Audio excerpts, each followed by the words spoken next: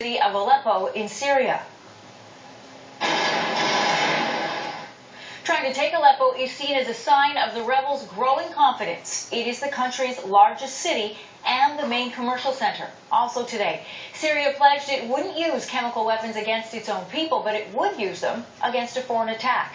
Meanwhile, the Arab League is offering President Bashar al-Assad and his family safe passage out of Syria, but many believe he is unlikely to accept.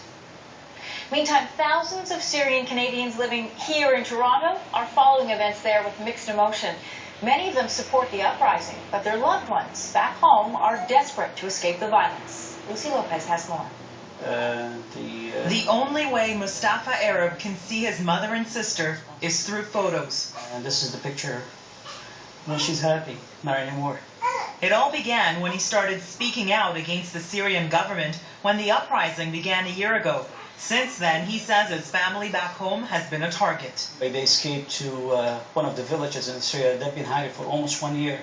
He says Syrians have been gradually fleeing the country, going to neighboring Lebanon, Armenia, and Turkey. Most of the people, they're seeking refuge by walking through mountains and roads and for so many hours. That wasn't an option for his 65-year-old mother, who has difficulty walking. Most recently, his sister described the devastation she saw on her way to buy food. She found almost 9 bodies, parts, legs, heads, body, chest, all parts, bloods everywhere. That's when he got visas for his mother and sister to escape to Cuba. Fleeing is not an option for Bayan Khatib's family. She says they have nowhere to go. Now we've become really worried about them.